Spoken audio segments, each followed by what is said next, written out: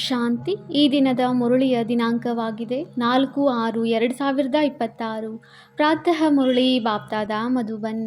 ಮಧುರ ಮಕ್ಕಳೇ, ನೀವು ಪಾರಲೌಕಿಕ ತಂದೆಯನ್ನು ಯಥಾರ್ಥ ರೀತಿಯಲ್ಲಿ ತಿಳಿದುಕೊಂಡಿದ್ದೀರಿ. ಆದ್ದರಿಂದ ನಿಮ್ಮನ್ನು ಸತ್ಯವಾದ ಪ್ರೀತಿ ಬುದ್ಧಿಯವರು ಅಥವಾ ಆಸ್ತಿಕರೆಂದು ಕರೆಯುತ್ತಾರೆ. ಪ್ರಶ್ನೆಯಾಗಿದೆ, ತಂದೆಯ ಯಾವ ಕರ್ತವ್ಯದಿಂದ ಭಕ್ತರ ರಕ್ಷಕನೆಂದು ಸಿದ್ಧವಾಗುತ್ತದೆ?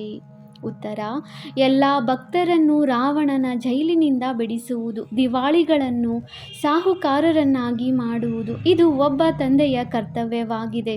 ಯಾರು ಹಳೆಯ ಭಕ್ತರಿದ್ದಾರೆಯೋ ಅವರನ್ನು ಬ್ರಾಹ್ಮಣರನ್ನಾಗಿ ಮಾಡಿ ದೇವತೆಯನ್ನಾಗಿ ಮಾಡುವುದೇ ಅವರ ರಕ್ಷಣೆ ಮಾಡುವುದಾಗಿದೆ. ತನ್ನ ಎಲ್ಲ ಭಕ್ತರಿಗೆ ಮುಕ್ತಿ, ಜೀವನ್ಮುಕ್ತಿಯನ್ನು ಕೊಡಲು ಭಕ್ತರ ರಕ್ಷಕನು ಬಂದಿದ್ದಾರೆ. ಗೀತೆಯಾಗಿದೆ, ಭೋಲಾನಾಥನಿಗಿಂತ ಭಿನ್ನ ಯಾರೂ ಇಲ್ಲ. ಓಂ ಶಾಂತಿ. ಇದು ಯಾರ ಮಹಿಮೆಯನ್ನು ಕೇಳಿದಿರಿ? ಶ್ರೇಷ್ಠ, ಅತಿ ಶ್ರೇಷ್ಠ ಭಗವಂತನೇ ಆಗಿದ್ದಾರೆ. ಭಗವಂತನೇ ಎಲ್ಲರ ತಂದೆಯಾಗಿದ್ದಾರೆಂದು ಗಾಯನ ಮಾಡುತ್ತಾರೆ. ಹೇಗೆ ಲೌಕಿಕ ತಂದೆಯು ತನ್ನ ರಚನೆಯ ರಚಯಿತನಾಗಿರುತ್ತಾರೆಯೋ ಹಾಗೆಯೇ ತಂದೆಯೇ ಈ ರಚನೆಯ ರಚಯಿತನಾಗಿದ್ದಾರೆ. ಮೊದಲು ಕನ್ಯೆಯನ್ನು ತನ್ನ ಸ್ತ್ರೀಯನ್ನಾಗಿ ಮಾಡಿಕೊಂಡು ಅವರಿಂದ ತನ್ನ ರಚನೆಯನ್ನು ರಚಿಸುತ್ತಾರೆ. 5-7 ಮಂದಿ ಮಕ್ಕಳಿಗೆ ಜನ್ಮ ಕೊಡುತ್ತಾರೆ. ಅವರನ್ನು ರಚನೆ ಎಂದು ಕರೆಯುತ್ತಾರೆ. ತಂದೆಯು ರಚಯಿತನಾಗಿದ್ದಾನೆ. ಅವರು ಹದ್ದಿನ ರಚಯಿತನಾಗಿದ್ದಾರೆ. ರಚನೆಗೆ ರಚಯಿತ ತಂದೆಯಿಂದ ಆಸ್ತಿಯು ಸಿಗುತ್ತದೆ ಎಂದು ನೀವು ತಿಳಿದುಕೊಂಡಿದ್ದೀರಿ. ಒಬ್ಬರು ಲೌಕಿಕ ತಂದೆ, ಇನ್ನೊಬ್ಬರು ಪಾರಲೌಕಿಕ ತಂದೆ. ಮನುಷ್ಯರಿಗೆ 2 ತಂದೆಯರಿರುತ್ತಾರೆ. ಜ್ಞಾನ ಮತ್ತು ಭಕ್ತಿಯು ಭಿನ್ನ ಭಿನ್ನವಾಗಿದೆ. ನಂತರ ವೈರಾಗ್ಯ ಎಂದು ಮಕ್ಕಳಿಗೆ ತಿಳಿಸಲಾಗುತ್ತದೆ. ಈ ಸಮಯದಲ್ಲಿ ನೀವು ಸಂಗಮದಲ್ಲಿ ಕುಳಿತಿದ್ದೀರಿ. ಬಾಕಿ ಎಲ್ಲರೂ ಕಲಿಯುಗದಲ್ಲಿ ಕುಳಿತಿದ್ದಾರೆ. ಎಲ್ಲ ಮಕ್ಕಳೇ ಆಗಿದ್ದಾರೆ. ಆದರೆ ನೀವು ಎಲ್ಲ ರಚನೆಯ ರಚಯಿತನಾದ ಬೇಹದ್ದಿನ ತಂದೆಯನ್ನು ತಿಳಿದುಕೊಂಡಿದ್ದೀರಿ. ಲೌಕಿಕ ತಂದೆಯಿದ್ದರೂ ಸಹ ಆ ಪಾರಲೌಕಿಕ ತಂದೆಯನ್ನು ನೆನಪು ಮಾಡುತ್ತಾರೆ. ಸತ್ಯಯುಗದಲ್ಲಿ ಲೌಕಿಕ ತಂದೆಯಿದ್ದರೂ ಪಾರಲೌಕಿಕ ತಂದೆಯನ್ನು ನೆನಪು ಮಾಡುವುದಿಲ್ಲ, ಏಕೆಂದರೆ ಅದು ಸುಖಧಾಮವಾಗಿದೆ. ಆ ಪಾರಲೌಕಿಕ ತಂದೆಯನ್ನು ದುಃಖದಲ್ಲಿ ನೆನಪು ಮಾಡುತ್ತಾರೆ. ಇಲ್ಲಿ ಮನುಷ್ಯರಿಗೆ ಓದಿಸಿ ಬುದ್ಧಿವಂತರನ್ನಾಗಿ ಮಾಡಲಾಗುತ್ತದೆ. ಭಕ್ತಿ ಮಾರ್ಗದಲ್ಲಿ ಮನುಷ್ಯರು ತಂದೆಯನ್ನು ತಿಳಿದುಕೊಂಡಿಲ್ಲ. ಪರಮಪಿತ ಪರಮಾತ್ಮ ಹೇ ಗಾಡ್ ಫಾದರ್, ಹೇ ದುಃಖಹರ್ತ, ಸುಖಕರ್ತ ಎಂದು ಹೇಳುತ್ತಾರೆ. ನಂತರ ಸರ್ವವ್ಯಾಪಿ ಎಂದು ಹೇಳಿಬಿಡುತ್ತಾರೆ. ನಂತರ ಕಲ್ಲು ಕಣಕಣದಲ್ಲಿ, ನಾಯಿ ಬೆಕ್ಕು ಎಲ್ಲದರಲ್ಲಿಯೂ ಇದ್ದಾರೆಂದು ಹೇಳುತ್ತಾರೆ. ಪರಮಾತ್ಮ ತಂದೆಯನ್ನು ಸಹ ನಿಂದನೆ ಮಾಡಲು ಆರಂಭಿಸುತ್ತಾರೆ. ನೀವು ತಂದೆಯ ಮಕ್ಕಳಾಗಿದ್ದೀರಿ, ಆದ್ದರಿಂದ ನೀವು ಆಸ್ತಿಕರಾಗಿದ್ದೀರಿ. ತಂದೆಯ ಜೊತೆ ನಿಮ್ಮದು ಪ್ರೀತಿ ಬುದ್ಧಿ ಇದೆ, ಬಾಕಿ ಎಲ್ಲರದು ವಿಪರೀತ ಬುದ್ಧಿ ಇದೆ. ಈಗ ನೀವು ತಿಳಿದುಕೊಂಡಿದ್ದೀರಿ. ಮಹಾಭಾರತ ಯುದ್ಧವು ಎದುರಿಗೆ ನಿಂತಿದೆ. ಹಳೆಯ ಪ್ರಪಂಚದ ವಿನಾಶ, ಅರ್ಥಾತ್ ಪ್ರತಿ 5,000 ವರ್ಷಗಳ ನಂತರ ಕಲಿಯುಗದ ಪತಿತ ಪ್ರಪಂಚವು ಸಂಪೂರ್ಣವಾಗಿ, ನಂತರ ಸತ್ಯಯುಗ ಪಾವನ ಪ್ರಪಂಚದ ಸ್ಥಾಪನೆಯು ತಂದೆಯ ಮೂಲಕ ಆಗುತ್ತದೆ. ಆದ್ದರಿಂದಲೇ ಅವರನ್ನು ಪತಿತ ಪಾವನ ಬನ್ನಿ ಎಂದು ಕರೆಯುತ್ತಾರೆ. ಹೇ ಅಂಬಿಗ, ನಮ್ಮನ್ನು ಈ ವಿಷಯ ಸಾಗರದಿಂದ ತೆಗೆದು ಕ್ಷೀರ ಸಾಗರಕ್ಕೆ ಕರೆದುಕೊಂಡು ಹೋಗು. ಗಾಂಧೀಜಿಯೂ ಸಹ ಪತಿತ ಪಾವನ ಸೀತಾರಾಮ್ ಎಂದು ಹಾಡುತ್ತಿದ್ದರು. ಹೇ ರಾಮ, ಎಲ್ಲ ಸೀತೆಯರನ್ನು ಪಾವನ ಮಾಡು. ನೀವೆಲ್ಲರೂ ಸೀತೆಯರು, ಭಕ್ತಿನೀಯರಾಗಿದ್ದೀರಿ. ಅವರೇ ಭಗವಂತನಾಗಿದ್ದಾರೆ. ಅವರನ್ನೇ ಎಲ್ಲರೂ ಕರೆಯುತ್ತಾರೆ. ನಿಮ್ಮನ್ನು ಪತಿತರಿಂದ ಪಾವನರನ್ನಾಗಿ ಮಾಡುತ್ತಿದ್ದಾರೆ. ಅವರು ನಿಮಗೆ ಎಂದೂ ಸಹ ಮೋಸ ಮಾಡುವುದಿಲ್ಲ. ತೀರ್ಥ ಸ್ಥಾನಗಳಿಗೆ, ಕುಂಭ ಮೇಳಗಳಿಗೆ ಹೋಗಿ ಎಂದು ಹೇಳುವುದಿಲ್ಲ. ಈ ನದಿಗಳ್ಯಾವುದೂ ಪತಿತ ಪಾವನಿಯಲ್ಲ. ಪತಿತ ಪಾವನ ಒಬ್ಬ ತಂದೆಯೇ ಜ್ಞಾನ ಸಾಗರನಾಗಿದ್ದಾರೆ. ಸಾಗರ ಅಥವಾ ನದಿಗಳನ್ನು ಯಾರೂ ನೆನಪು ಮಾಡುವುದಿಲ್ಲ. ಹೇ ಪತಿತ ಪಾವನ, ನಮ್ಮನ್ನು ಪಾವನ ಮಾಡು ಎಂದು ತಂದೆಯನ್ನೇ ಕರೆಯುತ್ತಾರೆ. ಉಳಿದಂತೆ ನೀರಿನ ನದಿಗಳಂತೂ ಪ್ರಪಂಚದಲ್ಲಿ ಅನೇಕ ಇವೆ. ಅವು ಪತಿತ ಪಾವನಿಯಾಗಲು ಸಾಧ್ಯವೇ? ಪತಿತ ಪಾವನ ಎಂದು ಒಬ್ಬ ತಂದೆಗೆ ಹೇಳಲಾಗುತ್ತದೆ. ಅವರು ಯಾವಾಗ ಬರುತ್ತಾರೆಯೋ ಆಗ ಪಾವನರನ್ನಾಗಿ ಮಾಡುತ್ತಾರೆ. ಭಾರತದ ಮಹಿಮೆಯು ಬಹಳ ಭಾರಿಯಾಗಿದೆ. ಭಾರತವು ಎಲ್ಲ ಧರ್ಮಗಳ ತೀರ್ಥಸ್ಥಾನವಾಗಿದೆ. ಶಿವ ಜಯಂತಿಯನ್ನು ಸಹ ಇಲ್ಲಿಯೇ ಗಾಯನ ಮಾಡಲಾಗುತ್ತದೆ. ಸತ್ಯಯುಗವಂತೂ ಪಾವನ ಪ್ರಪಂಚ. ಅಲ್ಲಿ ದೇವಿ ದೇವತೆಗಳಿರುತ್ತಾರೆ. ದೇವತೆಗಳ ಮಹಿಮೆಯನ್ನು ಗಾಯನ ಮಾಡುತ್ತಾರೆ. ಸರ್ವಗುಣ ಸಂಪನ್ನ, 16 ಕಲಾ ಸಂಪೂರ್ಣ, ಚಂದ್ರವಂಶೀಯರನ್ನು 14 ಕಲಾ ಸಂಪೂರ್ಣರೆಂದು ಹೇಳುತ್ತಾರೆ. ನಂತರ ಏಣಿಯಿಂದ ಇಳಿಯುತ್ತಾರೆ. ತಂದೆಯು ಬಂದು ಸೆಕೆಂಡಿನಲ್ಲಿ ಏಣಿಯನ್ನು ಹತ್ತಿಸಿ ಶಾಂತಿಧಾಮ ಸುಖಧಾಮಕ್ಕೆ ಕರೆದೊಯ್ಯುತ್ತಾರೆ. ನಂತರ 84ರ ಚಕ್ರವನ್ನು ಸುತ್ತಿ ಏಣಿಯನ್ನಿಳಿಯುತ್ತಾರೆ. 84 ಜನ್ಮಗಳಲ್ಲಿ ಯಾರಾದರೂ ಅವಶ್ಯವಾಗಿ ತೆಗೆದುಕೊಂಡಿರಬೇಕಲ್ಲವೇ? ಮುಖ್ಯವಾದುದು ಸರ್ವಶಾಸ್ತ್ರಮಯಿ ಶಿರೋಮಣಿ ಗೀತೆ, ಶ್ರೀಮದ್ ಭಗವದ್ಗೀತೆ, ಅರ್ಥಾತ್ ಭಗವಂತನು ಉಚ್ಚರಿಸಿರುವುದಾಗಿದೆ. ಆದರೆ ಭಗವಂತನು ಯಾರಿಗೆ ಹೇಳುತ್ತಾರೆಂದು ಈ ಪತಿತ ಮನುಷ್ಯರು ತಿಳಿದುಕೊಂಡಿಲ್ಲ. ಪತಿತ ಪಾವನ ಎಲ್ಲರ ಸದ್ಗತಿದಾತ ಒಬ್ಬ ನಿರಾಕಾರ ಶಿವನಾಗಿದ್ದಾರೆ. ಆದರೆ ಅವರು ಯಾವಾಗ ಬಂದರು ಎಂಬುದನ್ನು ಯಾರೂ ತಿಳಿದುಕೊಂಡಿಲ್ಲ. ತಂದೆಯು ತಾವೇ ಬಂದು ತಮ್ಮ ಪರಿಚಯ ಕೊಡುತ್ತಾರೆ. ಈಗ ನೋಡಿ, ಈ ಗಂಡು ಮಕ್ಕಳು ಹೆಣ್ಣು ಮಕ್ಕಳು ಇಬ್ಬರು ಬಾಬಾ ಎನ್ನುತ್ತಾರೆ. ಗಾಯನವೂ ಇದೆ, ನೀವೇ ತಂದೆ ನೀವೇ ತಾಯಿ. ನಿಮ್ಮ ಈ ರಾಜಯೋಗವನ್ನು ಕಲಿಯುವುದರಿಂದ ಅಪಾರವಾದ ಸುಖ ಸಿಗುತ್ತದೆ. ಬೇಹದ್ದಿನ ತಂದೆಯಿಂದ ಸ್ವರ್ಗದ 21 ಜನ್ಮಗಳ ಆಸ್ತಿಯನ್ನು ಪಡೆಯುವುದಕ್ಕೆ ನೀವು ಇಲ್ಲಿ ಬರುತ್ತೀರಿ. ಶಿವ ಜಯಂತಿಯನ್ನು ಭಾರತದಲ್ಲಿಯೇ ಆಚರಿಸುತ್ತಾರೆ. ರಾವಣನನ್ನು ಭಾರತದಲ್ಲಿಯೇ ತೋರಿಸುತ್ತಾರೆ. ಆದರೆ ಅರ್ಥವನ್ನಂತೂ ಸ್ವಲ್ಪವೂ ತಿಳಿದಿಲ್ಲ. ಶಿವತಂದೆಯು ನಮ್ಮ ಬೇಹದ್ದಿನ ತಂದೆಯಾಗಿದ್ದಾರೆ. ಇದನ್ನು ಒಬ್ಬರೂ ತಿಳಿದಿಲ್ಲ. ಕೇವಲ ಶಿವನ ಪೂಜೆಯನ್ನು ಮಾಡುತ್ತಾರೆ. ಯಾವಾಗ ಇಡೀ ವೃಕ್ಷವು ತಮೋ ಪ್ರಧಾನವಾಗುವುದೋ ಆಗ ತಂದೆಯು ಬರುತ್ತಾರೆ. ಹೊಸ ಪ್ರಪಂಚದಲ್ಲಿ ಭಾರತವು ಸ್ವರ್ಗವಾಗಿತ್ತು. ಭಾರತದಲ್ಲಿಯೇ ಸತ್ಯಯುಗವಿತ್ತು. ಭಾರತದಲ್ಲಿಯೇ ಈಗ ಕಲಿಯುಗವಿದೆ. ಮೊಟ್ಟ ಮೊದಲು ನೀವೇ ಸ್ವರ್ಗದ ಮಾಲೀಕರಾಗಿದ್ದೀರಿ ಎಂದು ತಂದೆಯು ತಿಳಿಸುತ್ತಾರೆ.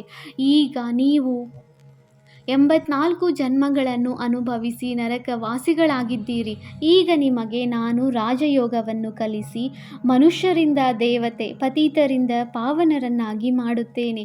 ಭಕ್ತಿ ಅರ್ಥಾತ್ ಬ್ರಹ್ಮನ ರಾತ್ರಿಯಾಗಿದೆ. ಜ್ಞಾನ ಅರ್ಥಾತ್ ಬ್ರಹ್ಮನ ದಿನವಾಗಿದೆ. ನೀವು ಬ್ರಹ್ಮ ಕುಮಾರ ಕುಮಾರಿಯರು ದಿನದಲ್ಲಿ ಹೋಗುತ್ತೀರಿ. ಈ ಹಳೆಯ ಪ್ರಪಂಚಕ್ಕೆ ಈಗ ಬೆಂಕಿ ಹತ್ತಿಕೊಳ್ಳಲಿದೆ.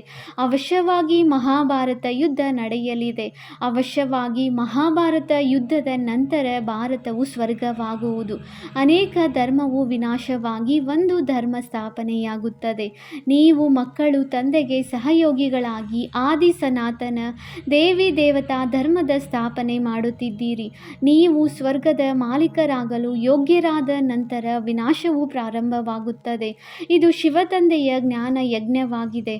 ನಂತರ ಇದನ್ನು ಶಿವನೆಂದಾದರೂ ಹೇಳಿ ಅಥವಾ ರುದ್ರನೆಂದಾದರೂ ಹೇಳಿ, ಕೃಷ್ಣ ಜ್ಞಾನ ಯಜ್ಞವೆಂದು ಎಂದೂ ಹೇಳಲಾಗುವುದಿಲ್ಲ. ಸತ್ಯಯುಗ ತ್ರೇತಾದಲ್ಲಿ ಯಜ್ಞಗಳು ಇರುವುದಿಲ್ಲ. ಉಪದ್ರವಗಳು ಆರಂಭವಾದಾಗ ಯಜ್ಞಗಳನ್ನು ರಚಿಸುತ್ತಾರೆ. ಧಾನ್ಯಗಳು ಸಿಗದಿದ್ದಾಗ ಯುದ್ಧ ಪ್ರಾರಂಭವಾಯಿತೆಂದರೆ ಯಜ್ಞಗಳನ್ನು ಶಾಂತಿಗಾಗಿ ರಚಿಸುತ್ತಾರೆ. ವಿನಾಶವಾಗದ ಹೊರತು ಭಾರತವು ಸ್ವರ್ಗವಾಗುವುದಿಲ್ಲವೆಂದು ನೀವು ಮಕ್ಕಳು ತಿಳಿದುಕೊಂಡಿದ್ದೀರಿ. ಭಾರತ ಮಾತೆ ಶಿವಶಕ್ತಿ ಸೇನೆಯ ಗಾಯನವನ್ನು ಮಾಡಿದ್ದಾರೆ. ಪವಿತ್ರರಿಗೆ ವಂದನೆಯನ್ನು ಮಾಡಲಾಗುತ್ತದೆ. ನೀವು ಮಾತೆಯರಿಗೆ ವಂದೇ ಮಾತರಂ ಎಂದು ಹೇಳಲಾಗುತ್ತದೆ. ಏಕೆಂದರೆ ಭಾರತವನ್ನು ಶ್ರೀಮತದಂತೆ ಸ್ವರ್ಗವನ್ನಾಗಿ ಮಾಡುತ್ತೀರಿ. ಮೃತ್ಯುವಂತೂ ಎಲ್ಲರ ತಲೆಯ ಮೇಲಿದೆ. ಆದ್ದರಿಂದ ಇದೊಂದು ಜನ್ಮದಲ್ಲಿ ಪವಿತ್ರರಾಗಿ ತಂದೆಯನ್ನು ನೆನಪು ಮಾಡುವುದರಿಂದ ನೀವು ತಮೋ ಪ್ರಧಾನರಿಂದ ಸತೋ ಪ್ರಧಾನರಾಗಿ ಬಿಡುವಿರಿ. ಈಗ ನೀವು ಶೂದ್ರರಿಂದ ಬ್ರಾಹ್ಮಣರಾಗಿ ನಂತರ ದೇವತೆಗಳಾಗುತ್ತೀರಿ. ಇದು ಹೊಸ ಮಾತೇನಲ್ಲ. ಕಲ್ಪ ಪ್ರತಿ 5000 ವರ್ಷದ ನಂತರ ಈ ಚಕ್ರವು ಸುತ್ತುತ್ತಿರುತ್ತದೆ. ನರಕದಿಂದ ಸ್ವರ್ಗವಾಗುತ್ತದೆ. ಪತಿತ ಪ್ರಪಂಚದಲ್ಲಿ ಮನುಷ್ಯರು ಯಾವುದೇ ಕರ್ಮವನ್ನು ಮಾಡುತ್ತಾರೆಂದರೆ ಅದು ವಿಕರ್ಮವೇ ಆಗುತ್ತದೆ. 5000 ವರ್ಷಗಳ ಮೊದಲು ಕರ್ಮ, ವಿಕರ್ಮ, ಅಕರ್ಮದ ಗತಿಯನ್ನು ತಿಳಿಸಲಾಗಿತ್ತು. ಈಗ ಪುನಃ ನಿಮಗೆ ತಿಳಿಸುತ್ತೇನೆ ಎಂದು ತಂದೆಯು ತಿಳಿಸುತ್ತಾರೆ. ನಾನು ಪರಮಪಿತ ಪರಮಾತ್ಮ ನಿರಾಕಾರ ನಿಮ್ಮ ತಂದೆಯಾಗಿದ್ದೇನೆ. ಈ ಶರೀರದ ಆಧಾರವನ್ನು ತೆಗೆದುಕೊಂಡಿದ್ದೇನೆ. ಆದರೆ ಇವರಂತೂ ಭಗವಂತನಲ್ಲ. ಮನುಷ್ಯರನ್ನು ದೇವತೆ ಎಂದು ಕರೆಯಲು ಸಾಧ್ಯವಿಲ್ಲ. ಅಂದ ಮೇಲೆ ಮನುಷ್ಯರನ್ನು ಭಗವಂತನೆಂದು ಕರೆಯಲು ಹೇಗೆ ಸಾಧ್ಯ? ನೀವು 84 ಜನ್ಮಗಳನ್ನು ತೆಗೆದುಕೊಳ್ಳುತ್ತಾ ಕೆಳಗಿಳಿಯುತ್ತಾ ಬಂದಿದ್ದೀರಿ. ಮೇಲೆ ಹೋಗಲು ಯಾರೂ ಸಾಧ್ಯವಿಲ್ಲ ಎಂದು ತಿಳಿಸುತ್ತಾರೆ. ಎಲ್ಲರೂ ಪತಿತರಾಗುವ ದಾರಿಯನ್ನೇ ತೋರಿಸುತ್ತಾರೆ. ಸ್ವಯಂ ತಾವೂ ಸಹ ಪತಿತರಾಗುತ್ತಾರೆ. ಆದ್ದರಿಂದಲೇ ಅವರ ಉದ್ಧಾರವನ್ನು ಸಹ ಮಾಡಲು ನಾನು ಬರಬೇಕಾಗುತ್ತದೆ. ಇದು ರಾವಣ ರಾಜ್ಯವಾಗಿದೆ. ನೀವೀಗ ರಾವಣ ರಾಜ್ಯದಿಂದ ಹೊರಬಂದಿದ್ದೀರಿ. ಇದು ನಿಧಾನವಾಗಿ ಎಲ್ಲರಿಗೂ ತಿಳಿಯುತ್ತದೆ. ಬ್ರಾಹ್ಮಣರಾಗದ ಹೊರತು ಶಿವ ತಂದೆಯಿಂದ ಆಸ್ತಿಯನ್ನು ಪಡೆಯಲು ಸಾಧ್ಯವಿಲ್ಲ. ಇಬ್ಬರು ತಂದೆಯರಿದ್ದಾರೆ. ಒಬ್ಬರು ನಿರಾಕಾರ ತಂದೆ, ಇನ್ನೊಬ್ಬರು ಸಾಕಾರ ತಂದೆಯಾಗಿದ್ದಾರೆ. ಸಾಕಾರಿ ತಂದೆಯಿಂದ ಸಾಕಾರಿ ಮಕ್ಕಳಿಗೆ ಆಸ್ತಿಯು ಸಿಗುತ್ತದೆ. ನಂತರ ನಿರಾಕಾರ ಬೇಹದ್ದಿನ ತಂದೆಯಿಂದ ನಿರಾಕಾರಿ ಆತ್ಮಗಳಿಗೆ ಆಸ್ತಿಯು ಸಿಗುತ್ತದೆ. ಮಧುರಾತಿ ಮಧುರ ತಂದೆಯಿಂದ ನೀವು 21 ಜನ್ಮಕ್ಕಾಗಿ ಸುಖಧಾಮದ ಆಸ್ತಿಯನ್ನು ಪಡೆಯಲು ಬಂದಿದ್ದೇವೆಂದು ನೀವು ಮಕ್ಕಳು ತಿಳಿದುಕೊಂಡಿದ್ದೀರಿ. ಯೋಗ ಬಲದಿಂದ ನೀವು ವಿಶ್ವದ ಮಾಲೀಕರಾಗಿದ್ದೀರಿ, ಯಾವುದೇ ಆಯುಧಗಳಿಂದಲ್ಲ. ತಂದೆಯ ಜೊತೆ ಬುದ್ಧಿ ಯೋಗವನ್ನು ಜೋಡಿಸಿ ವಿಕರ್ಮವನ್ನು ವಿನಾಶ ಮಾಡಿಕೊಂಡು ವಿಷ್ಣುಪುರಿಯ ಮಾಲೀಕರಾಗುತ್ತೀರಿ. ಈಗ ಅಮರ ಲೋಕಕ್ಕೆ ಹೋಗಲು ಅಮರ ಕಥೆಯನ್ನು ಕೇಳುತ್ತಿದ್ದೀರಿ. ಅಲ್ಲಿ ಅಕಾಲ ಮೃತ್ಯು ಎಂದೂ ಆಗುವುದಿಲ್ಲ, ದುಃಖದ ಹೆಸರು ಗುರುತು ಇರುವುದಿಲ್ಲ. ನೀವು ಮಕ್ಕಳು ಈಗ ಬೇಹದ್ದಿನ ತಂದೆಯ ಶ್ರೀಮತದಂತೆ ನಡೆದು ಶ್ರೇಷ್ಠಾತಿ ಶ್ರೇಷ್ಠ ದೇವತೆಗಳಾಗುತ್ತಿದ್ದೀರಿ. ಇದು ಯಾವುದೇ ಶಾಸ್ತ್ರಗಳ ಜ್ಞಾನವಲ್ಲ. ವಿಷ್ಣುವಿನ ನಾಭಿಯಿಂದ ಬ್ರಹ್ಮನು ಬಂದನೆಂದು ತೋರಿಸುತ್ತಾರೆ. ಅವನ ಕೈಯಲ್ಲಿ ಶಾಸ್ತ್ರಗಳನ್ನು ತೋರಿಸುತ್ತಾರೆ. ಬ್ರಹ್ಮನ ಮುಖಾಂತರ ನಾನು ನಿಮಗೆ ಇಡೀ ಪ್ರಪಂಚದ ರಚನೆಯ ಆದಿ ಮಧ್ಯ ಅಂತ್ಯದ ಜ್ಞಾನವನ್ನು ತಿಳಿಸುತ್ತೇನೆಂದು ತಂದೆಯು ಹೇಳುತ್ತಾರೆ. ನಾನೇ ಜ್ಞಾನ ಸಾಗರನಾಗಿದ್ದೇನೆ. ಗಾಯನವೂ ಇದೆ. ಜ್ಞಾನ ಸೂರ್ಯ ಪ್ರಕಟರಾದರು, ಅಜ್ಞಾನ ಅಂಧಕಾರ ವಿನಾಶವಾಯಿತು. ಸತ್ಯಯುಗದಲ್ಲಿ ಅಜ್ಞಾನವಿರುವುದಿಲ್ಲ, ಅದಂತೂ ಸತ್ಯಖಂಡವಾಗಿರುತ್ತದೆ. ಅಂದ ಮೇಲೆ ಭಾರತವು ವಜ್ರ ಸಮಾನವಾಗಿತ್ತು. ವಜ್ರ ವೈಡೂರ್ಯಗಳ ಮಹಲುಗಳು ಇದ್ದವು. ಈಗಂತೂ ಮನುಷ್ಯರಿಗೆ ಸಂಪೂರ್ಣವಾಗಿ ತಿನ್ನಲು ಸಹ ಇಲ್ಲದಂತಾಗಿದೆ. ಕಂಗಾಲಾಗಿರುವ ವಿಶ್ವವನ್ನು ಮತ್ತೆ ಸಾಹುಕಾರರನ್ನಾಗಿ ಯಾರು ಮಾಡುತ್ತಾರೆ? ಇದು ತಂದೆಯದೇ ಕೆಲಸವಾಗಿದೆ. ತಂದೆಗೆ ದಯೆ ಬರುತ್ತದೆ. ನಿಮಗೆ ರಾಜಯೋಗವನ್ನು ತಿಳಿಸಿಕೊಡಲು ನರನಿಂದ ನಾರಾಯಣನನ್ನಾಗಿ, ನಾರಿಯನ್ನು ಲಕ್ಷ್ಮಿಯನ್ನಾಗಿ ಮಾಡಲು ಬರುತ್ತೇನೆ ಎಂದು ತಂದೆಯು ತಿಳಿಸುತ್ತಾರೆ. ಭಕ್ತರ ರಕ್ಷಕ ಒಬ್ಬರೇ ತಂದೆಯಾಗಿದ್ದಾರೆ. ರಾವಣ ಜೈಲಿನಿಂದ ಬಿಡಿಸಿ ನಿಮ್ಮನ್ನು ಸುಖಧಾಮಕ್ಕೆ ಕರೆದುಕೊಂಡು ಹೋಗುತ್ತೇನೆ. ಇಡೀ ಪ್ರಪಂಚದಲ್ಲಿ ಯಾರು ಬ್ರಾಹ್ಮಣರಾಗುತ್ತಾರೆಯೋ ಅವರೇ ದೇವತೆಗಳಾಗುವರು. ಬ್ರಹ್ಮನ ಹೆಸರು ಸಹ ಪ್ರಜಾಪಿತ ಬ್ರಹ್ಮನೆಂದು ಪ್ರಸಿದ್ಧವಾಗಿದೆ. ನೀವು ಬ್ರಾಹ್ಮಣರು ಎಲ್ಲರಿಗಿಂತ ಉತ್ತಮರಾಗಿದ್ದೀರಿ. ನೀವು ಭಾರತದ ಸತ್ಯ ಆತ್ಮಿಕ ಸೇವೆ ಮಾಡುತ್ತಿದ್ದೀರಿ. ತಂದೆಯ ನೆನಪಿನಿಂದಲೇ ವಿಕರ್ಮಗಳು ವಿನಾಶವಾಗುತ್ತದೆ. ಪತಿತರಿಂದ ಪಾವನ ಆಗುವುದನ್ನು ಬಿಟ್ಟರೆ ಮತ್ಯಾವುದೇ ದಾರಿ ಇಲ್ಲ. ನೆನಪಿನಿಂದಲೇ ತುಕ್ಕು ಭಸ್ಮವಾಗುತ್ತದೆ. ಯಾವುದು ಅಪ್ಪಟ ಚಿನ್ನವಾಗಿದೆ, ಯಾವುದು ನಕಲಿ ಚಿನ್ನವಾಗುತ್ತದೆ ಎಂದು ಆಚಾರಿಗಳು ತಿಳಿದಿರುತ್ತಾರೆ. ಅದರಲ್ಲಿ ಬೆಳ್ಳಿ, ತಾಮ್ರ, ಲೋಹ ಹಾಕಿದಾಗ ಚಿನ್ನದ ಅಂಶವು ಕಡಿಮೆಯಾಗುತ್ತದೆ. ನೀವು ಸಹ ಸತೋಪ್ರಧಾನರಾಗಿದ್ದೀರಿ. ನಿಮ್ಮಲ್ಲಿಯೂ ತುಕ್ಕು ಬೀಳುತ್ತದೆ. ಆದ್ದರಿಂದ ತಮೋಪ್ರಧಾನರಾಗುತ್ತೀರಿ. ಈಗ ಪುನಃ ಸತೋಪ್ರಧಾನರಾದಾಗಲೇ ಸತ್ಯಯುಗದಲ್ಲಿ ಹೋಗಲು ಸಾಧ್ಯ. ಯಾವುದೇ ದೇಹದಾರಿಯನ್ನು ನೆನಪು ಮಾಡಬೇಡಿ. ಗೃಹಸ್ಥ ವ್ಯವಹಾರದಲ್ಲಿರುತ್ತಾ ಒಬ್ಬ ತಂದೆಯನ್ನು ಬಿಟ್ಟು ಯಾರನ್ನೂ ನೆನಪು ಮಾಡಬಾರದು. ಅಂದಾಗ ನೀವು ಸ್ವರ್ಗಪುರಿಯ ಮಾಲೀಕರಾಗಿ ಬಿಡುತ್ತೀರಿ. ಸ್ವರ್ಗ ಅಥವಾ ವಿಷ್ಣುಪುರಿಯಾಗಿತ್ತು, ಈಗ ರಾವಣಪುರಿಯಾಗಿದೆ. ಪುನಃ ಅವಶ್ಯವಾಗಿ ವಿಷ್ಣುಪುರಿಯಾಗುತ್ತದೆ. ಸಾಧು ಸಂತರೆಲ್ಲರನ್ನೂ ಉದ್ಧಾರ ಮಾಡಲು ಬರುತ್ತೇನೆ. ಅದಕ್ಕೆ ಯದಾ ಯದಾ ಹಿ ಧರ್ಮಸ್ಯ ಎಂದು ಹೇಳುತ್ತಾರೆ. ಇದು ಭಾರತದ ಮಾತಾಗಿದೆ. ಸರ್ವರ ಸದ್ಗತಿದಾತ ನಾನೊಬ್ಬನೇ ಶಿವ ತಂದೆಯಾಗಿದ್ದೇನೆ. ಶಿವ, ರುದ್ರ ಎಂಬುವುದೆಲ್ಲವೂ ಅವರದೇ ಹೆಸರುಗಳಾಗಿವೆ. ಅನೇಕ ಹೆಸರುಗಳನ್ನು ಇಟ್ಟು ಬಿಟ್ಟಿದ್ದಾರೆ. ನನ್ನ ಸತ್ಯವಾದ ಹೆಸರು ಶಿವ ಎಂದಾಗಿದೆ ಎಂದು ತಿಳಿಸುತ್ತಾರೆ. ನಾನು ಶಿವನಾಗಿದ್ದೇನೆ. ನೀವು ಮಕ್ಕಳು ಸಾಲಿಗ್ರಾಮಗಳಾಗಿದ್ದೀರಿ. ನೀವು ಅರ್ಧಕಲ್ಪ ದೇಹಾಭಿಮಾನದಲ್ಲಿರುತ್ತೀರಿ. ಈಗ ದೇಹಿ ಅಭಿಮಾನಿಗಳಾಗಿ ಒಬ್ಬ ತಂದೆಯನ್ನು ತಿಳಿಯುವುದರಿಂದ ಎಲ್ಲವನ್ನೂ ತಿಳಿದು ಬಿಡುತ್ತೀರಿ. ಮಾಸ್ಟರ್ ಜ್ಞಾನ ಸಾಗರರಾಗುತ್ತೀರಿ. ಒಳ್ಳೆಯದು. ಮಧುರಾತಿ ಮಧುರ ಅಗಲಿ ಹೋಗಿ ಮರಳಿ ಸಿಕ್ಕಿರುವ ಮಕ್ಕಳ ಪ್ರತಿ ಮಾತಾಪಿತ ಬಾಪ್ದಾದಾರವರ ನೆನಪು, ಪ್ರೀತಿ ಹಾಗೂ ಸುಪ್ರಭಾತ. ಆತ್ಮಿಕ ಮಕ್ಕಳಿಗೆ ಆತ್ಮಿಕ ತಂದೆಯ ನಮಸ್ತೆ. ನಾವು ಆತ್ಮಿಕ ಮಕ್ಕಳಿಂದ ಆತ್ಮಿಕ ತಂದೆಗೆ ನೆನಪು, ಪ್ರೀತಿ ಹಾಗೂ ನಮಸ್ತೆ ನಮಸ್ತೆ ನಮಸ್ತೆ. ಧಾರಣೆಗಾಗಿ ಮುಖ್ಯ ಸಾರ ಪಾಯಿಂಟ್ ನಂಬರ್ 1. ಶ್ರೀಮತದಂತೆ ನಡೆದು ಶ್ರೇಷ್ಠಾತಿ ಶ್ರೇಷ್ಠ ದೇವತೆಗಳಾಗಬೇಕಾಗಿದೆ. ಇಡೀ ವಿಶ್ವದಲ್ಲಿ ಸತ್ಯವಾದ ಆತ್ಮಿಕ ಸೇವೆ ಮಾಡಬೇಕಾಗಿದೆ. ಆದಿ ಸನಾತನ ದೇವಿ ದೇವತಾ ಧರ್ಮದ ಸ್ಥಾಪನೆಗೆ ತಂದೆಗೆ ಸಂಪೂರ್ಣ ಸಹಯೋಗಿಗಳಾಗಬೇಕಾಗಿದೆ. ಪಾಯಿಂಟ್ ನಂಬರ್ 2, ಆತ್ಮವನ್ನು ಸತ್ಯ ಚಿಹ್ನವನ್ನಾಗಿ ಮಾಡಲು ಒಬ್ಬ ತಂದೆಯ ವಿನಃ ಯಾವ ದೇಹಧಾರಿಯನ್ನು ನೆನಪು ಮಾಡಬಾರದು. ಪಾರಲೌಕಿಕ ತಂದೆಯ ಜೊತೆ ಸತ್ಯವಾದ ಪ್ರೀತಿಯನ್ನಿಡಬೇಕು. ವರದಾನ: ಆತ್ಮಿಕ ಉನ್ನತಿಯ ಸಾಧನದ ಮೂಲಕ ಸರ್ವ ಪರಿಸ್ಥಿತಿಗಳ ಮೇಲೆ ವಿಜಯದ ಪ್ರಾಪ್ತಿ ಮಾಡಿಕೊಳ್ಳುವಂತಹ ಅಕಾಲ ಮೂರ್ತಿ ಭವ. ಹೇಗೆ ಶರೀರ ನಿರ್ವಹಣೆಗಾಗಿ ಅನೇಕ ಸಾಧನಗಳನ್ನು ಉಪಯೋಗಿಸುತ್ತೀರಿ, ಹಾಗೆಯೇ ಆತ್ಮಿಕ ಉನ್ನತಿಗಾಗಿಯೂ ಸಾಧನವನ್ನು ಉಪಯೋಗಿಸಿರಿ. ಇದಕ್ಕಾಗಿ ಸದಾ ಅಕಾಲ ಮೂರ್ತಿ ಸ್ಥಿತಿಯಲ್ಲಿ ಸ್ಥಿತರಾಗುವ ಅಭ್ಯಾಸ ಮಾಡಿರಿ. ಸ್ವಯಂವನ್ನು ಅಕಾಲ ಮೂರ್ತಿ ಎಂದು ತಿಳಿದುಕೊಂಡು ನಡೆಯುವವರು ಅಕಾಲ ಮೃತ್ಯುವಿನಿಂದ, ಅಕಾಲದಿಂದ, ಸರ್ವ ಸಮಸ್ಯೆಗಳಿಂದ ಪಾರಾಗಿ ಬಿಡುತ್ತಾರೆ. ಮಾನಸಿಕ ಚಿಂತೆಗಳು, ಮಾನಸಿಕ ಪರಿಸ್ಥಿತಿಗಳನ್ನು ದೂರಗೊಳಿಸುವುದಕ್ಕಾಗಿ ಕೇವಲ ತಮ್ಮ ಹಳೆಯ ಶರೀರದ ಪರಿವೆಯನ್ನು ಅಳಿಸುತ್ತಾ ಸಾಗಿರಿ. ಸ್ಲೋಗನ್: ಯಾವುದೇ ಮಾತನ್ನು ಪದೇ ಪದೇ ಫೀಲ್ ಮಾಡಿಕೊಳ್ಳುತ್ತಾರೆ ಅವರು ಅಂತ್ಯದಲ್ಲಿ ಫೇಲ್ ಆಗಿ ಬಿಡುತ್ತಾರೆ. ಮಾತೇಶ್ವರಿಯವರ ಅಮೂಲ್ಯ ಮಹಾವಾಕ್ಯಗಳು. ಮನುಷ್ಯನು ಸಾಕ್ಷಾತ್ಕಾರದಲ್ಲಿ ಹೇಗೆ ಹೋಗುವನು? ಸಾಕ್ಷಾತ್ಕಾರದಲ್ಲಿ ಹೋಗುವುದರ ಬಗ್ಗೆ ಬಹಳ ಸೂಕ್ಷ್ಮವಾದ ಸಿದ್ಧಾಂತಗಳಿವೆ. ಅಂತರ್ವಾಹಕ ಶರೀರದ ಮೂಲಕ ಹೋಗಿ ಸುತ್ತಾಡಿಕೊಂಡು ಬರುತ್ತಾರೆ. ಹೇಗೆ ಯಾರಾದರೂ ಹೊರಗೆ ಸುತ್ತಾಡಲು ಹೋಗುತ್ತಾರಲ್ಲವೇ? ಸುತ್ತಾಡಲು ಹೋದರೆಂದರೆ ಸತ್ತರು ಎನ್ನುವಂತಲ್ಲ, ಅವರು ಸುತ್ತಾಡಿಕೊಂಡು ಹಿಂತಿರುಗಿ ಬರುವವರಲ್ಲವೇ? ಅದೇ ರೀತಿ ಇಲ್ಲಿ ಆತ್ಮವೂ ಸಹ ಈ ಶರೀರದಿಂದ ಹೊರಬಂದು ಅಂತರ್ವಾಹಕ ಶರೀರದಿಂದ ಪರಿಕ್ರಮಣ ಮಾಡಲು ಹೋಗುತ್ತದೆ.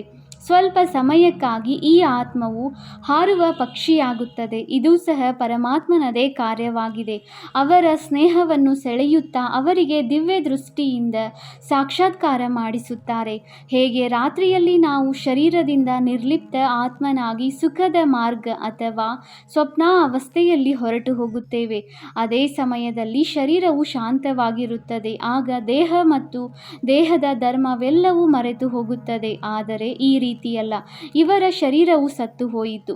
ನಂತರ ಯಾವಾಗ ಜಾಗೃತವಾಗುತ್ತಾರೆಯೋ ಆಗ ರಾತ್ರಿಯ ಸ್ವಪ್ನಾವಸ್ಥೆಯ ವರ್ಣನೆಯನ್ನು ಮಾಡುತ್ತಾ ತಿಳಿಸುತ್ತಾರೆ ಎಂದಲ್ಲ. ಇದು ಪರಮಾತ್ಮನ ಜೊತೆ ಯೋಗವನ್ನಿಡುವುದರಿಂದ ಪರಮಾತ್ಮನು ಆ ಆತ್ಮನನ್ನು ದಿವ್ಯ ದೃಷ್ಟಿಯಿಂದ ಪರಿಕ್ರಮಣ ಮಾಡಿಸುತ್ತಾರೆ. ನಂತರ ಯಾವಾಗ ಧ್ಯಾನದಿಂದ ಮೇಲೇಳುತ್ತಾರೆಯೋ ಆಗ ಅವರು ನೋಡಿರುವುದೆಲ್ಲವೂ ಸಾಕ್ಷಾತ್ಕಾರವಾಗಿರುತ್ತದೆ. ಅದನ್ನು ವರ್ಣನೆ ಮಾಡಿ ತಿಳಿಸುತ್ತಾರೆ. ನಾವು ಇದನ್ನು ನೋಡಿ ಬಂದೆವು ಅಂದಾಗ ಆ ಸ್ವಪ್ನವು ರಜೋಗುಣ ತಮೋಗುಣ ಆಗಿರುತ್ತದೆ. ಈ ಧ್ಯಾನವು ಸತೋಗುಣಿ ಸ್ಥಿತಿಯಾಗಿದೆ. ಧ್ಯಾನದಲ್ಲಿ ಯಾರದೇ ಶರೀರವು ಸಾಯುವುದಿಲ್ಲ, ಆದರೆ ಶರೀರದ ಪರಿವೆಯು ಮರ್ಜ್ ಆಗಿಬಿಡುತ್ತದೆ. ಹೇಗೆ ಕ್ಲೋರೋಫಾರ್ಮ್ ಕೊಡುವುದರಿಂದ ಶರೀರದ ಪರಿವೆಯೇ ಮರೆತು ಹೋಗುತ್ತದೆ, ಹೇಗೆ ವೈದ್ಯರುಗಳು ಯಾವುದೇ ಅಂಗವನ್ನು ಮರೆಸುತ್ತಾರೆಂದರೆ ಇಂಜೆಕ್ಷನ್ ಹಾಕಿ ಮೂರ್ಛೆ ಮಾಡಿಬಿಡುತ್ತಾರೆ, ಆದರೆ ಅನ್ಯ ಇಂದ್ರಿಯಗಳ ಕೆಲಸವು ನಡೆಯುತ್ತಿರುತ್ತದೆ. ಇದೇ ರೀತಿ ಧ್ಯಾನದಲ್ಲಿಯೂ ನಡೆಯುತ್ತದೆ. ಯಾವುದೇ ಆತ್ಮವು ಹಾರಿಕೊಂಡು ಹೋಗಿ ಪರಿಕ್ರಮಣ ಮಾಡಿ ಬರುತ್ತದೆ, ಆದರೆ ಶರೀರವು ಸಾಯುವುದಿಲ್ಲ. ಈಗ ಈ ಸ್ನೇಹದ ಸಂಬಂಧವನ್ನು ಸೆಳೆಯುವ ಸ್ಮೃತಿಯು ಪರಮಾತ್ಮನಲ್ಲಿದೆ, ಮನುಷ್ಯಾತ್ಮರಲ್ಲಿ ಇಲ್ಲ. ಒಳ್ಳೆಯದು. ಓಂ ಶಾಂತಿ. ಅವ್ಯಕ್ತ ಸೂಚನೆ: ಸದಾ ಹರ್ಷಿತರಾಗಿರಲು ತಮ್ಮ ಸ್ವಭಾವವನ್ನು ಸರಳ ಮಾಡಿಕೊಳ್ಳಿರಿ. ಸಹನಶೀಲರಾಗಿರಿ. ಸದಾ ಹರ್ಷಿತರಾಗಿರುವಂಥವರ ನೆನಪಾರ್ಥ ವಿಷ್ಣುವಿನ ರೂಪದಲ್ಲಿ ತೋರಿಸಿದ್ದಾರೆ. ವಿಷ್ಣು ಕ್ಷೀರಸಾಗರದಲ್ಲಿ ಆರಾಮವಾಗಿ ಮಲಗಿ ಜ್ಞಾನದ ಸ್ಮರಣೆ ಮಾಡುತ್ತಾ ಹರ್ಷಿತನಾಗಿದ್ದಾರೆ. ಹರ್ಷಿತರಾಗಿರುವುದಕ್ಕೆ ಸಾಧನೆ ಜ್ಞಾನದ ಸ್ಮರಣೆ. ಯಾರು ಎಷ್ಟು ಜ್ಞಾನದ ಸ್ಮರಣೆ ಮಾಡುತ್ತಾರೆ ಅವರು ಅಷ್ಟೇ ಹರ್ಷಿತರಾಗುತ್ತಾರೆ. ಯಾವುದೇ ಪರಿಸ್ಥಿತಿ ಅವರ ಸಾಹಸ, ಉಮ್ಮಂಗ, ಉತ್ಸಾಹವನ್ನು ಕಡಿಮೆ ಮಾಡಲು ಸಾಧ್ಯವಿಲ್ಲ. ಅವರು ಸಹನಶೀಲತೆಯ ಶಕ್ತಿಯಿಂದ ಪ್ರತಿ ಪರಿಸ್ಥಿತಿಯನ್ನು ಸಹಜವಾಗಿ ಪಾರು ಮಾಡುತ್ತಾರೆ. ಓಂ ಶಾಂತಿ.